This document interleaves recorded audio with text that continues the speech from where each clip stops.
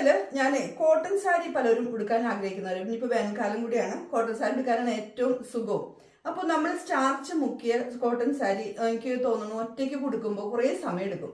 അല്ലെങ്കിൽ ആരെങ്കിലും സഹായം ഉണ്ടെങ്കിൽ നമുക്കതൊന്നും ഉടുത്ത് ഭംഗിയാക്കാൻ പറ്റുള്ളൂ, ഒന്ന് ഞെറി പിടിച്ചു തരാനൊക്കെ. പക്ഷെ ആരുടെയും സഹായം ഇല്ലാതെ നമുക്ക് തന്നെ ഒരു അയൺ ചെയ്യുന്ന മേശയിലോ അല്ലെങ്കിൽ കട്ടിലിലോ ഇട്ടിട്ട് നമുക്ക് പെട്ടെന്ന് എങ്ങനെ ഞെറിയെടുക്കാം. അതുപോലെ പ്ലീറ്റ് ഇട്ട് കഴിഞ്ഞാൽ പെട്ടെന്ന് തന്നെ നമുക്ക് സാരി ഉടുത്ത് തീർക്കാൻ പറ്റും. അപ്പോൾ അതിന് വേണ്ടിയിട്ടുള്ള ഒരു ഐഡിയ ആണ് ഈ കോട്ടൺ സാരിയിൽ രണ്ടൊന്ന് ടിപ്പുകൾ ഞാൻ നിങ്ങൾക്ക് പറയാം. പലരും പറയും സ്റ്റാർച്ച് മുക്കിയിട്ട് സ്റ്റിഫ് ആവുന്നില്ല എന്ന്. അപ്പോൾ അതിന് നമുക്ക് ചെയ്യേണ്ടത് നനഞ്ഞ തുണി ഒരിക്കലും ഏത് തുണിയായാലും നനഞ്ഞത് സ്റ്റാർച്ച് മുക്കാതിരിക്കുക. നമ്മൾ വാഷ് ചെയ്ത് അതിൻ്റെ അഴുക്ക് കളഞ്ഞതിന് ശേഷം ഒന്ന് പകുതി ഉണങ്ങുക, അല്ലെങ്കിൽ ഫുൾ ഉണങ്ങിയാലും കുഴപ്പമില്ല. എന്നിട്ട് ഈ സാരി മുങ്ങാവുന്ന വെള്ളത്തിൽ നമ്മൾ സ്റ്റാർച്ച് ചേർത്തിട്ട് നമ്മൾ ഏത് ഡ്രസ്സും എന്താ പറയുക ഉണക്കിയെടുത്താലും നല്ല ഇതിൽ കിട്ടും. അത് നമ്മൾ എടുക്കുന്ന അളവും കുറച്ച് നോക്കണം. നല്ല സ്റ്റിഫാണ് നിങ്ങൾക്ക് വേണമെന്നുണ്ടെങ്കിൽ കുറച്ച് ക്വാണ്ടിറ്റി കൂടുതൽ ഒഴിക്കുക. അതെല്ലാം അധികം സ്റ്റിഫ് വേണമെന്നുണ്ടെങ്കിൽ അതനുസരിച്ച് സ്റ്റാർച്ചിൻ്റെ ക്വാണ്ടിറ്റി കുറയ്ക്കുക. ഞാൻ സാരി എടുത്ത കാലം മുതൽ കോട്ടൺ സാരിയാണ് ഏറ്റവും കൂടുതൽ എടുക്കുക. അന്ന് തുടങ്ങി എൻ്റെ കയ്യിൽ ഞാൻ ഉപയോഗിക്കുന്ന ഒരു ഇത് ഉജാലയുടെ സ്റ്റിഫ് ആൻഡ് ഷൈൻ, അല്ലെങ്കിൽ ഇതിപ്പോൾ ക്രിസ്പ് എന്ന് പറയുമ്പോൾ കുറച്ച് ഇങ്ങനെ നല്ല ഇതായിരിക്കും, നല്ല ക്രിസ്പ് എന്ന് പറയാൻ അറിയാലോ, നല്ല വട്ടി പോലെ ഇരിക്കും, നല്ല കട്ടിയിലിരിക്കും. ഇതുപോലത്തെ 3 ടൈപ്പ് ഉണ്ട് ഉജാലയുടെ. അപ്പോൾ നിങ്ങൾക്ക് ഏതാണ് ഇഷ്ടമെന്ന് വെച്ചാൽ അത് ഉപയോഗിക്കാം. ഞാൻ ഇതാണ് ഉപയോഗിക്കുന്നത്. ഇത് ഉപയോഗിച്ചെന്ന് വെച്ചാൽ നമുക്ക് വെള്ളപ്പാണ്ടുകളൊന്നും തോന്നില്ല. അതുപോലെ തന്നെ ഒരു 4 പ്രാവശ്യമൊക്കെ നമുക്ക് ആ കോട്ടൺ സാരി എടുക്കാൻ പറ്റും. അതിൻ്റെ സ്റ്റാർച്ച് അതിനകത്ത് ഉണ്ടാവും. അപ്പോൾ സാരി ഇതേപോലെ ഒന്ന് നിർത്തിയിട്ട് നന്നായിട്ട് അയൺ ചെയ്ത് അതിൻ്റെ ചുളിവൊക്കെ കളയണം. അപ്പോൾ ചില സാരികൾ കോട്ടൺ സാരി നമുക്കൊന്ന് വെറുതെ വെള്ളം ഒന്ന് സ്പ്രേ ചെയ്ത് നമുക്കൊന്ന് തേച്ചെടുത്താൽ നല്ല രീതിയിൽ വടുപോകും. പക്ഷേ അതിൻ്റെ ആവശ്യം വന്നില്ല. അയൺ ചെയ്തപ്പോൾ തന്നെ നല്ല രീതിയിൽ അതിൻ്റെ ചുളിവുകളൊക്കെ പോയിട്ടോ. അപ്പോൾ ഇങ്ങനെ നിർത്തിയിട്ട് നമ്മൾ നല്ലോണം തേച്ച് കഴിഞ്ഞാൽ അതിൻ്റെ ആ ഒരു ഇതൊക്കെ പോയി കഴിഞ്ഞാൽ പിന്നെ ചെയ്യേണ്ടത് നമ്മുടെ മുന്താണി പ്രീപ്ലേറ്റഡ് ചെയ്യാന്നുള്ളതാണ്. അതിന് വേണ്ടിയിട്ട് നമ്മൾ ഇതേപോലെ മേശയിൽ വെച്ചിട്ട് ആദ്യം കാണുന്ന ഒന്നാമത്തെ ഞെറി തുടങ്ങി നമ്മൾ കൈപ്പത്തിയുടെ വീതിക്കാണ് ഞാൻ ആദ്യത്തെ എടുക്കണമെന്ന് ഇതിനു മുമ്പുള്ള വീഡിയോയിൽ പറഞ്ഞിട്ടുണ്ട്.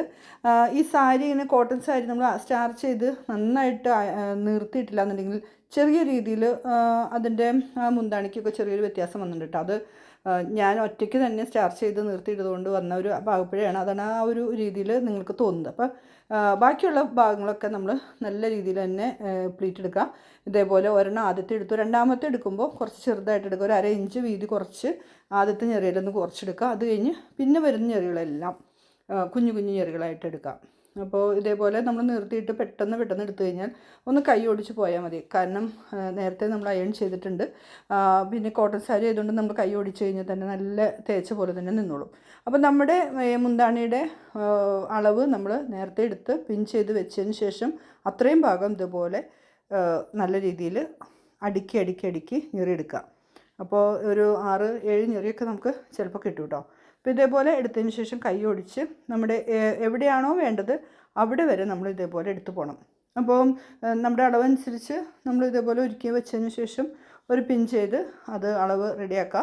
അതിനുശേഷം നമ്മൾ ചെസ്റ്റിൻ്റെ ഭാഗത്ത് വരുന്ന ഒരു ഭാഗമുണ്ട്, ആ ഭാഗം കൂടി നമുക്കൊന്ന് ഒരുക്കി വെച്ചാൽ ഉടുക്കാൻ നേരത്ത് നല്ല ഭംഗിയായിട്ടിരുന്നോളും.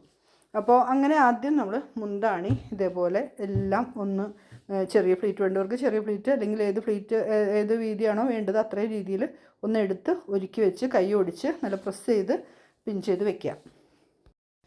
ഇനി നമുക്ക് വേണ്ടത് ഫ്രണ്ടിലെ പ്ലീറ്റാണ്. അതിന് വേണ്ടിയിട്ട് നമ്മൾ സാരി എവിടെയാണോ നമ്മൾ ആദ്യം കുത്തുന്നത് അവിടെ നിന്ന് തുടങ്ങി ഒന്ന് ചുറ്റിയെടുത്ത് അളവ് കണ്ടതിന് ശേഷം ആ പൊക്കിളിൻ്റെ ഭാഗത്ത്, അതായത് നമ്മൾ എവിടെയാണ് നെവലിൻ്റെ ഭാഗത്ത് എവിടെയാണ് കുത്തുന്നതെന്ന് വെച്ചാൽ അവിടെയും വരെ അളവ് കാണാം. അവിടെ നിന്നൊരു 10 ഇഞ്ച് വിട്ടിട്ട് നമ്മളൊരു പിൻ ചെയ്ത് അളവ് കണ്ടിട്ട് അത് നമ്മൾ ഇതേപോലെ മേശയിൽ നിർത്തിയിടുക.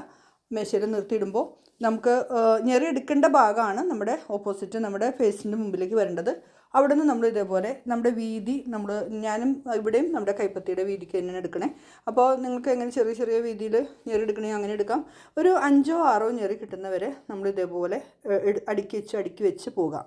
അപ്പം നമുക്ക് ചില ആളുകൾക്ക് സാരി നേരെ ഞെറിയാനായിട്ട് കുറച്ച് ബുദ്ധിമുട്ട് വരും. അപ്പോൾ ഏത് സാരി, ഇപ്പോൾ കോട്ടൺ മാത്രമല്ല പട്ടുസാരി ആയാലും ഏത് സാരി ആയാലും ഇതേപോലെ പ്ലീറ്റ് ഇട്ട് വെക്കാനായിട്ട് നല്ലതാട്ടോ. അപ്പോൾ ഈ ഒരു ഐഡിയയിൽ നിങ്ങൾ ചെയ്യുന്നുണ്ടാവും. ചെയ്യാത്തവർക്ക് വേണ്ടിയിട്ട് ഒരു ഐഡിയ കിട്ടാൻ വേണ്ടിയിട്ടാണ് നമ്മൾ ഇതേപോലെ നല്ല ഭംഗിയായിട്ട് 6-7 ഞെറി എടുക്കുക. ഉടുക്കാൻ നേരത്ത് നമുക്ക് ഒരു ഞെറി വിടണമെന്നുണ്ടെങ്കിൽ വിട്ടാലും നമുക്കപ്പോൾ കുഴപ്പമില്ല. ഒരെണ്ണം വിട്ട് നമുക്ക് പിൻ ചെയ്താൽ മതിയാവും. അത് ഉള്ളിലേക്ക് ടക്ക് ചെയ്താൽ മതിയാവും. അപ്പോൾ ഇതേപോലെ ഞാൻ 6 ഞെറിയാണ് എടുത്തിരിക്കുന്നത്. ഈ 6 ഞെറിയും കൈ ഓടിച്ച് നല്ല രീതിയിൽ പിൻ ചെയ്ത് അതൊന്ന് സെക്യൂർ ചെയ്തതിന് ശേഷമാണ് നമ്മൾ ഉടുക്കുന്നത് കേട്ടോ. പിന്നെ നമ്മൾ എങ്ങനെയാണ് അളവെടുത്ത് അതേ രീതിയിൽ തന്നെ ആദ്യം തുടങ്ങി സാരി നമ്മുടെ അണ്ടർസ്കേർട്ട് ഇട്ട് അതിനകത്ത് കുത്തി ചുറ്റിയെടുത്ത് സാധാരണ സാരി ഉടുക്കണ മാതിരി നല്ല ഭംഗിയിൽ തന്നെ നമുക്ക് ഉടുക്കാൻ പറ്റും. വളരെ ഈസി ആയിട്ട് നമുക്ക് ആരുടെയും സഹായം ഇല്ലാതെ ഈ ഒരു ഭാഗം പിടിച്ച് തരാതെ അല്ലെങ്കിൽ മുന്താണി പിടിച്ച് തരാതെ തന്നെ നമുക്ക് ഉടുക്കാൻ പറ്റും. അപ്പോൾ ഇതൊക്കെയാണ് എൻ്റെ കോട്ടൺ സാരി എടുക്കുന്നതിൻ്റെ ഐഡിയാസ് കേട്ടോ. അപ്പോൾ ഇതേപോലെ വളരെ എളുപ്പത്തിൽ നിങ്ങൾക്ക് കോട്ടൺ സാരി എടുക്കാനായിട്ട് കഴിയട്ടെ. മറ്റൊരു വീഡിയോ ആയിട്ട് നമുക്ക് വീണ്ടും കാണാം.